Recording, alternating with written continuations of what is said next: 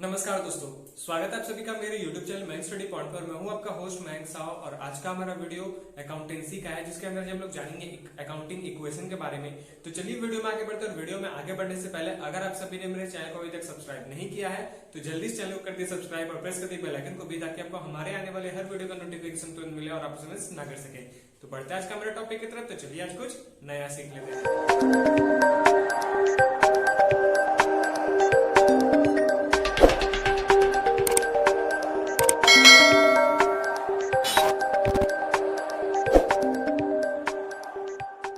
तो दोस्तों अब हम लोग यहाँ पे बात करते हैं अकाउंटिंग इक्वेशन की। अकाउंटिंग इक्वेशन होता क्या है और उसका दूसरा नाम क्या है। तो अकाउंटिंग इक्वेशन का दूसरा नाम बैलेंस शीट इक्वेशन है, जहां पे हम लोग को एसेट्स के बराबर लायबिलिटीज और ओनर्स कैपिटल को रखना पड़ता है।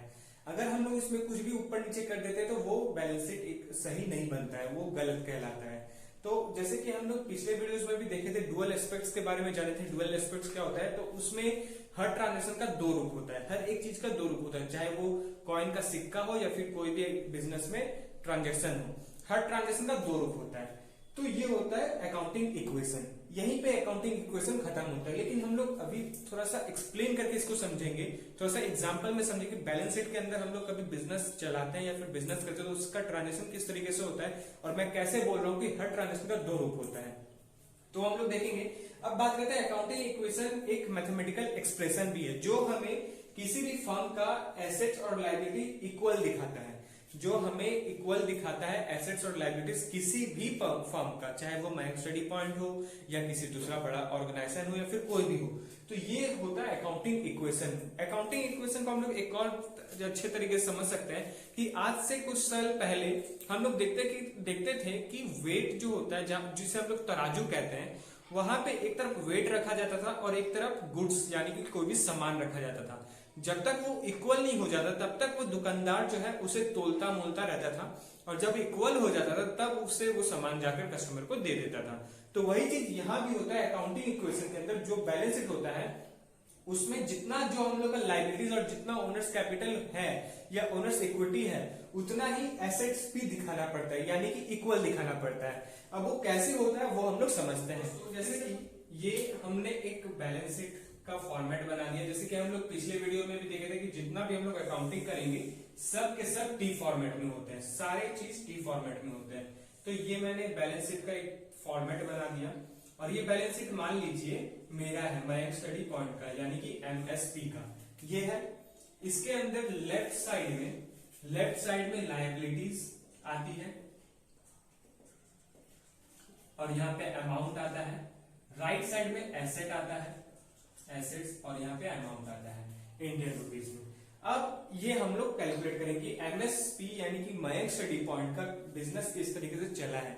अब मान लीजिए मैंने मयंक स्टडी पॉइंट आज से मैं और आपका भी अगर कोई बिजनेस है या फिर बिजनेस कर रहे हो या फिर आप किसी बिजनेस में काम कर रहे हो या फिर कोई ऑर्गेनाइजेशन में काम कर रहे हो, तो वहां पे आपका नाम नहीं है, वहां पे आप अपने आप को बिजनेस समझोगे।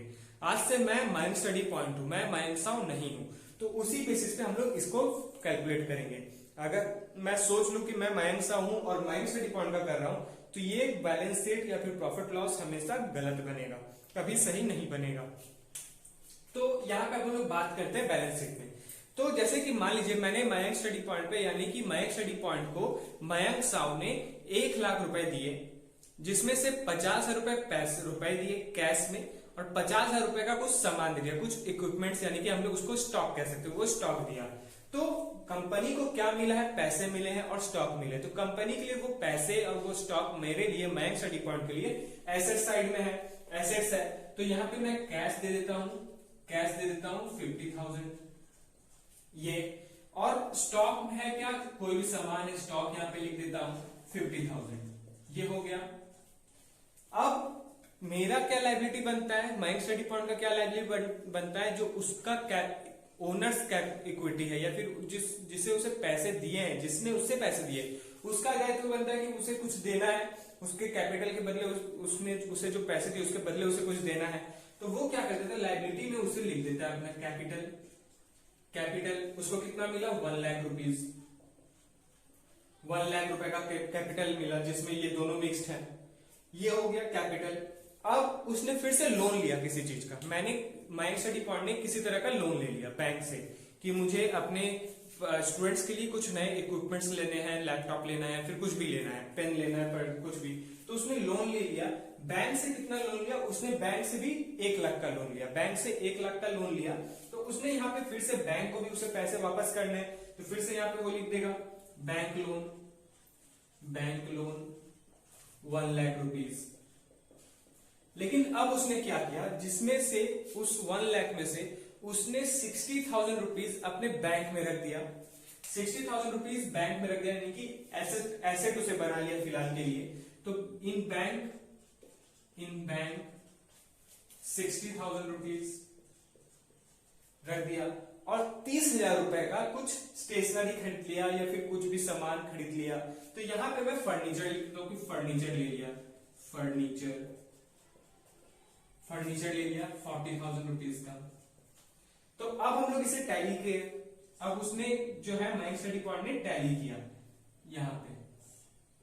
तो टैली करके मिला कि जितना हम लोग का एसेट है वो 2 लाख रुपए का है, जो हम लोग का एसेट है वो 2 लाख रुपए का, और जो हम लोग का लायबिलिटी है वो भी 2 लाख रुपए का है, जो हम लोग का लायबिलिटी है वो भी 2 लाख रुपए का है। तो इसी टैली को हम लोग बोलते हैं अकाउंटिंग इक्वेशन या फिर बैलेंस शीट इक्वेशन, जहां पे हम लोग को लायबिलिटीज भी इक्वल रखना है और एसेट्स भी इक्वल रखना है, दोनों चीज इक्वल रखना है। अगर इसमें किसी ने भी थोड़ा सा भी इसे मैनिपुलेट करने की कोशिश की, मान लीजिए इसे 4,000 कर दिया और यहाँ पे आ गया अपना दूसरा अमाउंट और यहाँ पे आ गया अपना दूसरा अमाउंट, तो वो मैच नहीं करता। और वो चीज हो सकता है कि इस चक्कर में अगर आप प्रोफेशनल हो तो इस चक्कर में आपको जेल भी हो सकती है या फिर कुछ कानूनी कार्रवाई भी हो सकती है कि आपने अपने अकाउंट को मैनिपुलेट करने की कोशिश की है टैक्स बचाने के लिए। तो टैक्स भी देना जरूरी है। आप देते हो कि नहीं टैक्स, ये मुझे बताओ। अगर आप अच्छे प्रोफेशन में हो और अकाउंटिंग सीख रहे हो और आप बिजनेस कर भी रहे हो, चला भी रहे हो, तो आप टैक्स देते हो कि नहीं, बताओ। तो यही चीज होता है माय स्टडी पॉइंट, यही हर बिजनेस के अंदर होता है कि उसे जो है हर चीज को इक्वली रखना पड़ता है। तो यही चीज हो गया कि हर ट्रांजेक्शन का 2 रूप होता है। जैसे कि उसने कैश लिया कैपिटल में, अगर हम लोग जर्नल एंट्री निकाल लेते इसका तो कैसे निकाल देते, cash account debit to capital account. हम लोग नेक्स्ट वीडियो में जनरल एंट्री और लेजर के बारे में जानेंगे। आज हम लोग यहाँ पे इसे ही हम लोग समझ रहे हैं कि इसे एग्जांपल के थ्रू समझ रहे हैं। ये तो cash account debit to capital account, तो वहां पे कैपिटल भी आ रहा है, कैश भी है, तो वहां पे 2 रूप हो गया कि एसेट्स मिला है मुझे कैश के रूप में और कैपिटल का जो है मेरा लायबिलिटी हो जा रहा है कि जहां से मुझे पैसे मिले हैं उनको कुछ देना ही है। अब देखिए यहाँ पे एक बात और आता है कि अगर कंपनी का प्रॉफिट होता है, अगर कंपनी का प्रॉफिट होता है, यहाँ पे मैं बता दूं प्रॉफिट होता है, तो वो कैपिटल के साथ प्लस होता है, ऐड होता है। क्योंकि अगर प्रॉफिट हो रहा है कंपनी का तो वो जाहिर है कि वो अपना कैपिटल बढ़ाएगा, ओनर्स अपना कैपिटल अपना और ज्यादा फंड देगा और ज्यादा इन्वेस्ट करेगा। और अगर कंपनी का माय स्टडी पॉइंट का नुकसान होता है तो वो प्रॉफिट घटाएगा, प्रॉफिट घटेगा। प्रॉफिट घटेगा तो क्या होगा, कैपिटल भी घटेगा। आज मैंने 1 लाख रुपए इन्वेस्ट किया, देखा मेरा बिजनेस का नुकसान हो गया, तो मैं क्या नेक्स्ट टाइम 1 लाख रुपए इन्वेस्ट करूंगा? नहीं करूंगा। माय स्टडी पॉइंट खुद नहीं करेगा। ये जो लोन लिया इसने 1 लाख रुपए का, 60,000 रुपए इसने बैंक में लगाया है, रखा है स्टॉक में, तो क्या ये इन्वेस्ट करेगा 60,000? नहीं करेगा। हो सकता है ये 30,000 करे, हो सकता है ये 10,000 करे, हो सकता है 20,000 करे। क्यों? क्योंकि इसका जो प्रॉफिट है वो नुकसान पे गया है, नुकसान हुआ है, तो वो कैपिटल उसका लेस कर देगा, कैपिटल को कम कर देगा, बढ़ाएगा नहीं। तो इसी तरीके से जितना भी एक्सपेंस होता है या फिर जितना भी इनकम होता है उन सभी को हम लोग इसी तरीके से कैलकुलेट करते हैं। जब हम लोग का एसेट बढ़ता है या फिर इनका एक्सपेंस बढ़ता है या घटता है तो हम लोग उसे कैपिटल के साथ ही एडजस्ट करते हैं। तो ये तो हो गया, समझा दिया हमने एक एग्जांपल के थ्रू कि किस तरीके से होता है। आप लोग ऐसे भी कर सकते हो कि मान लीजिए हमें चॉकलेट का बिजनेस करना था, माय स्टडी पॉइंट चॉकलेट का बिजनेस कर रहा, मैं पढ़ा नहीं रहा, चॉकलेट का बिजनेस कर रहा हूं, तो चॉकलेट के लिए मुझे पैसे लगते, कुछ फर्नीचर्स लगते, कुछ इक्विपमेंट्स लगते, कुछ चॉकलेट कंपनीज के बारे में पता करता जो मुझ पे इन्वेस्ट करने के लिए इंटरेस्टेड होते हैं, मेरे बिजनेस में इन्वेस्ट करने के लिए इंटरेस्टेड होते हैं, तो उसने मुझसे पैसे दिए। तो ये सारी चीज हम लोग करते हैं बैलेंस शीट के अंदर, हम लोग यही करते हैं। अब हम लोग चलते हैं रूल्स और रेगुलेशंस में कि अकाउंटिंग इक्वेशन को किस रूल्स में और किस तरीके से टर्म्स एंड कंडीशन में हम लोग अप्लाई करते हैं और उसे कैलकुलेट करेंगे। दोस्तों ये वीडियो जो है आज तक ही लास्ट थ्योरी का है। नेक्स्ट वीडियो से हम लोग प्रॉपर प्रैक्टिकल और इलस्ट्रेशंस करेंगे। हो सकता है कुछ दिन बाद मैं आपको डायरेक्ट कंप्यूटर पे लेके जाऊं, क्योंकि धीरे धीरे टेक्नोलॉजी आ रहा है और टेक्नोलॉजी के साथ हमें जुड़े भी रहना है। तो इसके लिए हम लोग लैपटॉप में या फिर अपने कंप्यूटर स्क्रीन पे चले जाएंगे और बोर्ड्स को छोड़ देंगे। बोर्ड में सारे ट्रांजेक्शन नहीं हो सकते, लेकिन मैं आपको एक्सेल के अंदर बताऊंगा और वो प्रॉपरली बताऊंगा, जिसे आप अपने कॉपी में भी सेम तरीके से कर सकते हो। इसमें कोई प्रॉब्लम नहीं होगा आपको। तो चलिए अब देखते हैं रूल्स और रेगुलेशंस के बारे में। तो दोस्तों अब हम लोग यहाँ पे बात करते हैं रूल्स ऑफ अकाउंटिंग इक्वेशन या फिर बैलेंस शीट इक्वेशन का, कि बैलेंस शीट इक्वेशन को और अकाउंटिंग इक्वेशन को किस तरीके से उस मैनिपुलेट करते हैं, उसे किस तरीके से कैलकुलेट करते हैं और उसके क्या क्या रूल्स रेगुलेशंस है वो हम लोग देखते हैं। इन्हीं रूल्स रेगुलेशन को हम लोग आगे आने वाले वीडियो में करेंगे और उसे अच्छे से कंप्लीट करेंगे और अच्छे से सीखेंगे और एग्जाम में एक अच्छा स्कोर करेंगे।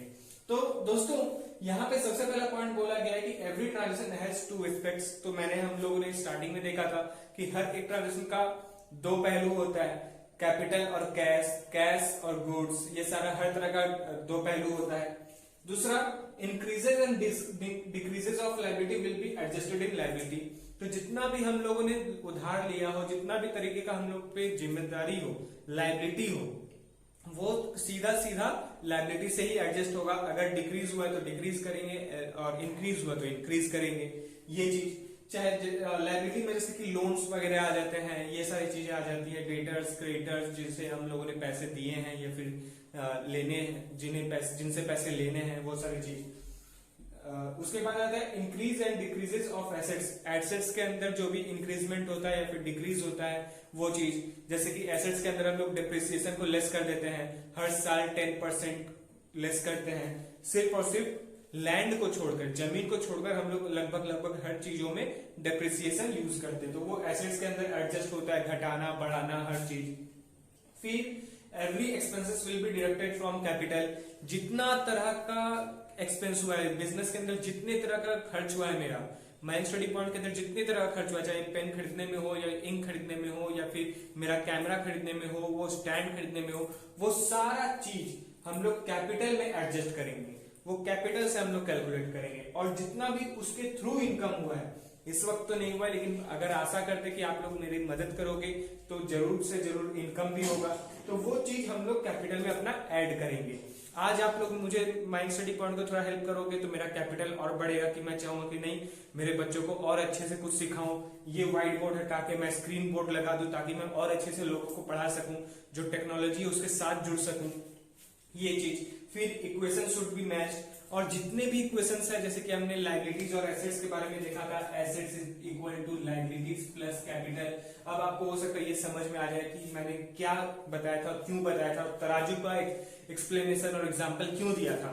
तो यही चीज होता है कि जितना भी इक्वेशन है, जितना भी ट्रांजेक्शन है, वो मैच होना चाहिए एक दूसरे के साथ। एसेट का भी मैच होना चाहिए और लायबिलिटी कैपिटल का भी मैच होना चाहिए और टैली होना चाहिए। तो यही है अकाउंटिंग इक्वेशन का रूल या फिर बैलेंस शीट इक्वेशन का रूल। इसी के साथ हम लोग नेक्स्ट वीडियो में हम लोग अच्छे से इलस्ट्रेट करेंगे, इसे अच्छे तरीके से बनाएंगे। लेजर क्या होता है, जनरल क्या होता है, उसे किस तरीके से कैलकुलेट करते हैं, उसका क्या फॉर्मेट है, वो हम लोग सीखेंगे। तो ये सारी चीजें हैं। तो दोस्तों आज के लिए बस इतना ही। उम्मीद करता हूं कि आप सभी को मेरा वीडियो पसंद आया होगा। तो जाते जाते वीडियो को लाइक करें और अगर आप चैनल पे न्यू हैं तो चैनल को सब्सक्राइब करें, प्रेस करें बेल आइकन को भी, ताकि आपको हमारे आने वाले हर वीडियो का नोटिफिकेशन तुरंत मिले और आप उसे मिस ना कर सके। तो मिलते हैं हमारे अगले वीडियो पे, तब तक के लिए जुड़े रहे माइंड स्टडी पॉइंट के साथ। वीडियो को पूरा देखने के लिए आपका बहुत बहुत शुक्रिया। दोस्तों अगर आप चैनल को कुछ सपोर्ट करना चाहते हो और डोनेट करना चाहते हो तो mayanksaw@paytm पे कर सकते हो। और साथ में अगर आप लोग मुझे इंस्टाग्राम से भी जुड़ते हो तो बहुत बढ़िया, वहां पे मैं डेली बेसिस पे कुछ ना कुछ एग्जाम्स लेते रहता हूँ, वहां पे कुछ सॉल्यूशंस देते रहता हूँ, वहां पे आइडियाज बताते रहता हूँ। तो आप लोग मुझे वहां भी फॉलो कर लीजिए। लिंक आपको सारा चीज का डिस्क्रिप्शन में मिल जाएगा और नहीं तो मेरे चैनल के अबाउट पे मिल जाएगा। धन्यवाद।